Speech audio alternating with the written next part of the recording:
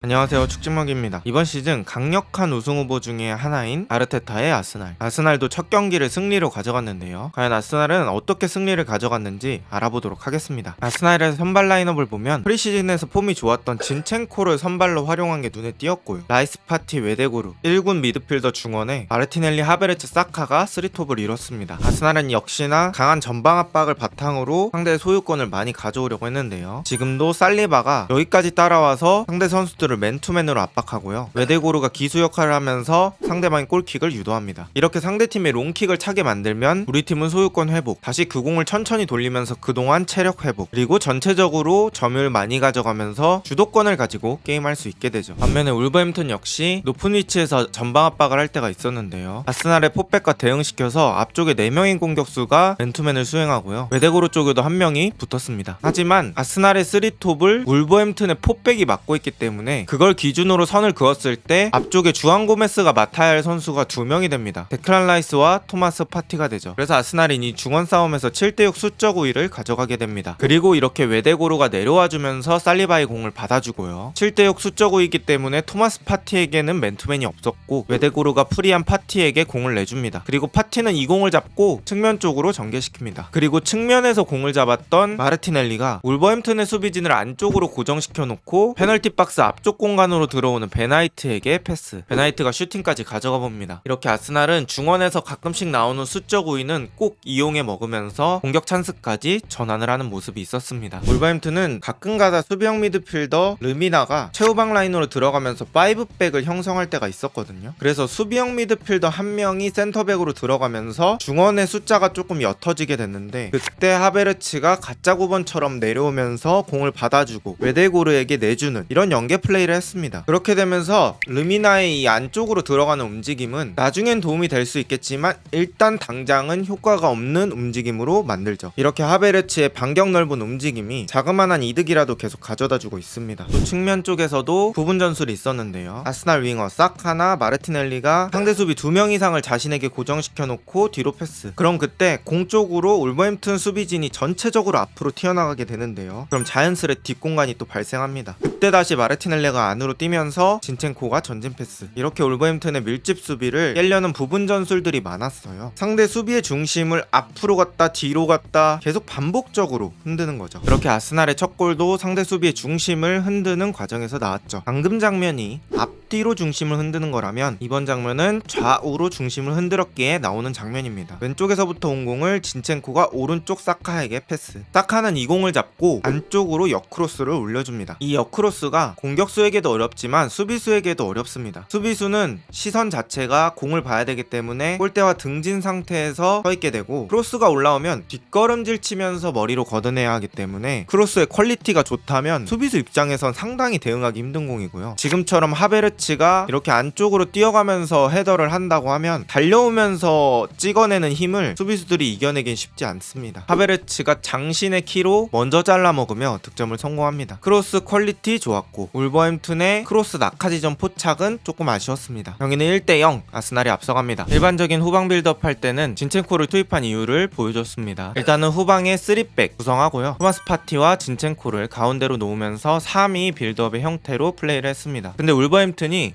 전방 쪽에 숫자를 많이 가져갔거든요. 그럴 때는 웨데고르가 내려와 주면서 공을 받아줬습니다. 지금 상황을 보시면 데클란 라이스는 후방 빌드업에 많이 관여하지 않고요. 높은 위치에서의 압박과 에너지 레벨을 보충해주는데 주 역할이 배정되었습니다. 또 울버햄튼은 점유율은 많지 않았지만 간간히 역습하는 모습을 보여줬는데요. 황희찬이 좋은 크로스를 안쪽으로 넣어주고 라르센이 다이빙 헤더, 라야가 잘 막아냈습니다. 울버햄튼의 새로운 스트라이커 스트란 라르센이란 선수가 지난 시즌 라리가에서 13골 정도 득점한 선수고요. 이번 시즌에 울버햄튼이 야심차게 영입한 공격수입니다. 또 이렇게 전술적인 부분뿐만 아니라 경기에선 필연적으로 세컨볼 싸움이 나올 때가 있는데요. 그럴 때 아스날의 높이 역시 큰 역할을 했습니다. 앞쪽에서는 하베르츠가 높이 싸움을 비벼주고요. 조금 바로 앞에 떨어진 공은 또 가브리엘이 여기까지 올라와서 높이 싸움에 가담해주고, 아스날이 웨데고르, 사카, 진첸코 이런 선수들 빼고는 대부분이 키가 크고 사이즈가 있기 때문에 이런 세컨볼 싸움에도 소유권을 차지하기가 더 쉽다고 라고 느꼈습니다. 전반은 이렇게 1대 0으로 종료됩니다. 사실 아스날이 후방 빌드업부터 좋은 플레이 많았고 또 전반전에 득점을 하면서 1대 0으로 마치긴 했지만 결정적인 찬스의 비율은 그렇게 많지는 않았고 기회를 살릴 건 살려줬기 때문에 앞선 채로 종료되었다 라고 말할 수 있는 전반전이었습니다. 그리고 개인적으로 눈에 띄었던 건 울버햄튼의 게리 오닐 감독도 이번 시즌부터는 조금 더 주도적인 축구를 원하는 것 같았습니다. 그래서 후방 빌드업하는 과정 역시 3-2 형태로 빌드업했고요. 왼쪽 풀백인 아인누리가 가운데까지 내려오면서 빌드업의 숫자를 늘려줬습니다. 후반전에는 울버햄튼이 공을 좀 소유하는 모습들이 많아서 아스날이 수비하는 장면들이 의외로 많았거든요. 아스날은 기본적으로 4-4-2 구조로 수비를 했고요. 여기서 아스날의 가운데 미드필더 2명이 파티와 데클란 라이스였죠. 그래서 중원 선수들의 간격 조정하고 여기저기 뛰어다니면서 빈 공간 메꾸고 이런 건 큰 걱정이 없었습니다. 하지만 1대0 상태에서 울버햄튼이 계속 소유권을 가지고 있는다면 90분까지 어느 정도 불편한 상태로 계속 경기를 해야 되기 때문에 아스날은 추가골이 꼭 필요했었죠. 그리고 아스날이 파울이 일어난 상황 속에서 토마스 파티가 빠르게 전개시킨 공을 하베르츠가 받았고 하베르츠가 사이드 쪽에 있는 사카에게 공을 내줍니다. 그리고 사카가 공을 가지고 안쪽으로 들어오는 순간에 여기 있던 수비형 미드필더 주앙 고메즈가 안으로 뛰어오는 외대고르를 보느라 사카의 슈팅각 쪽을 좁혀주지 못했어요. 그리고 아인누리는 중앙에도 왔다 갔다 하면서 체력을 많이 소진한 상태이기 때문에 사카에게 너무 쉬운 슈팅각을 내줬죠. 사카는 자신이 좋아하는 위치에서 자신이 좋아하는 각도에서 리어포스트로 슈팅을 마무리하며 경기를 2대 0으로 만듭니다. 저는 개인적으로 이런 게 에이스고 이런 게 슈퍼스타라고 생각합니다. 지금 골을 못 넣었다면 끝날 때까지 1대 0으로 가면서 계속 불안한 게임을 했어야 하거든요. 근데 경기 시간 73분 딱 적절한 시간에 추가골을 끊어주면서 울버햄튼의 추격 의지를 끊어버립니다. 그리고 남은 시간은 사카와 데클란 라이스를 교체로 빼주면서 주전들의 관리도 어느 정도 들어갔고요. 경기는 2대 0으로 아스날의 승리로 종료됩니다. 추후에 아스날 경기 일정이 매우 빡빡합니다. 아스톤빌라, 브라이튼, 토트넘, 맨시티를 차례로 만납니다. 그래서 초반 5연전이 아스날 입장에서는 상당히 힘들 것으로 예상이 되는데 그나마 수월한 상대인 울버햄튼 상대로 꼭 승리가 필요했는데 오늘 승리를 달성했죠. 저는 이것만으로도 큰 의미가 있다고 생각하고요. 또 다음 주에 펼쳐질 아스톤빌라와의 경기도 매우 중요할 것 같습니다. 첫 경기를 기분 좋게 승리한 아스날, 또다시 한번 우승 레이스로 달려가고 있습니다. 과연 아스날은 이번 시즌에는 우승을 차지할 수 있을까요?